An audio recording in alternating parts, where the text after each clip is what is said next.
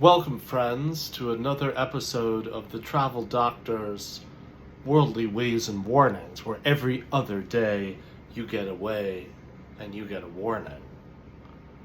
Today, let's talk about something that astonishes me that doesn't come up more, which is that all of the travel vloggers and the YouTubers traveling never seem to mention that the places where they're moving, which used to be called the Third World during the days of the Cold War and non-alignment, and oftentimes today perhaps the politically correct phrase would be the Global South, but what they are countries arrested, slowed, or hindered in their economic development, and by that I mean, to use a metric, would be a GNI of around $1,200 per capita, per person, right? Which puts us, I guess, for any math experts out there, at something around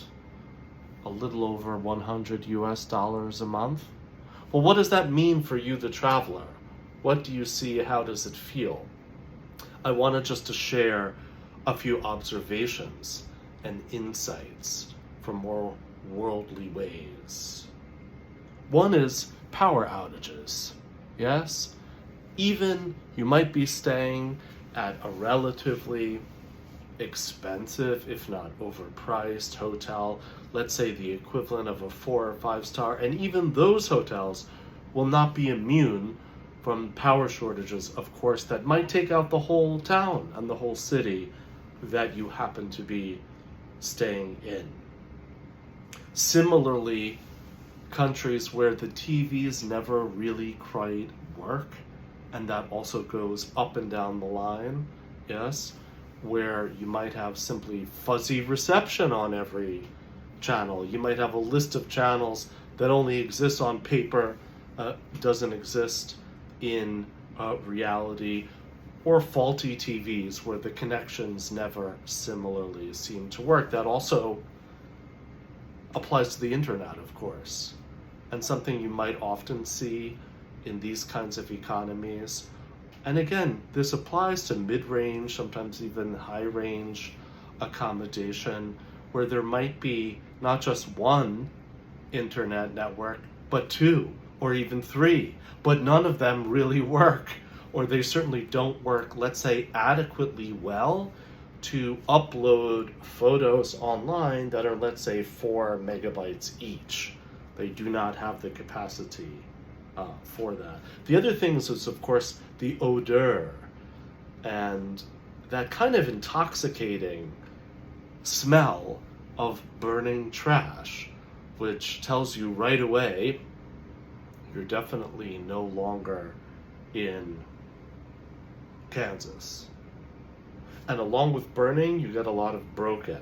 And that broken often applies to not just highways and not just side roads, but even sidewalks, where you might unexpectedly find ditches in the road on almost every block that you could easily fall into, or like a careening gap between the pedestrian walkway and the car roadway.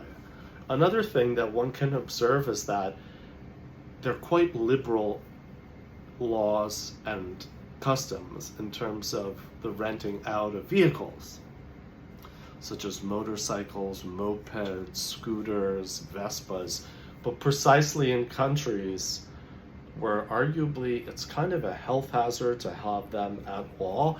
I really, for the life of me, can't explain how families of all ages, the elderly with little children, sometimes multi-generations on one small scooter, 3 to 4, as if with no protection, not even helmets, right, let alone shin or knee guards.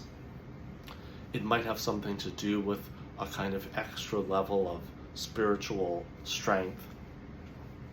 But in those countries where, it might cost not even $5 a day to rent a scooter or a motorbike, and if you just take a look at the lines at the airport afterwards of injuries of all kinds on the departing travelers, you will know what I mean. And that kind of minimal safety precaution, let us say, also applies to activities that would be so heavily regulated and legally overlaid with bureaucracy in almost any developed country, and that goes from skydiving to hot air ballooning to tubing to kayaking, right? These are all places where you're living life at your own risk, which of course makes it extremely exciting, but also risky on some levels. The other thing one observes is, of course, that the economy caters to local tourists, right? So you'll see places where there's almost no stores in the sense that one might be familiar with as, like, let's say, a big box chain store. But you will see kind of makeshift improvised stores selling things that you can't imagine that the locals have any kind of customary need for. So that might be, for instance, like a waterproof iPhone cover, right? Or vests, like hiking vests that look like they belong more in British Columbia than Southeast Asia. Even cases where you realize that the locals, not only do they not shop at those kinds of stores, but there are hardly any stores at all for them to shop in. In fact, if you take a trip outside, let's say to the outskirts of town, you might see that the stores are really branches of trees, that the clothing that locals tend to buy, which is neither artisanal nor, let's say, athleisure, right, but is rather kind of mass-produced, quite a Western-looking button-down shirts and t-shirts, are displayed as wares along the side of the road, usually hanging from trees, nothing resembling any kind of big box store as well.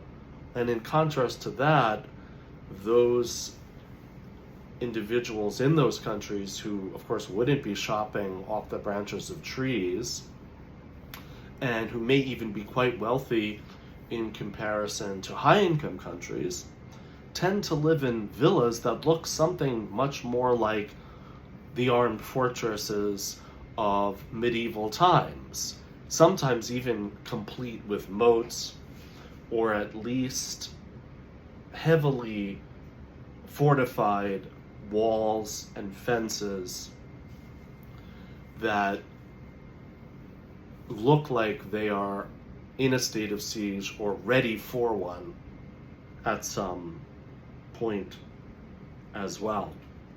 And to bring it back as a final word, of course, the economic day-to-day interactions there can be somewhat challenging and possibly frustrating if you don't release yourself from the awareness that there's going to be a bit of upselling on every single transaction there, as is only fair, as is to be expected.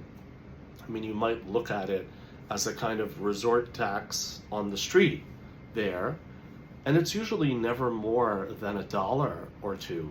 But when you keep in mind that, the grave inequity, right, this glaring income inequality, most often in countries that themselves were colonized, were victimized, were put upon for resource extraction, in many cases by the countries whose, let's say, travelers now descend on those countries to see nature in its pure form, right?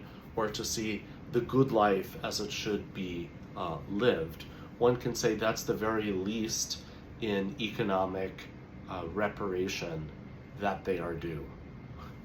Thank you for listening. Please like and subscribe, comment, and stay tuned for more ways and wisdoms of the Travel Doctor.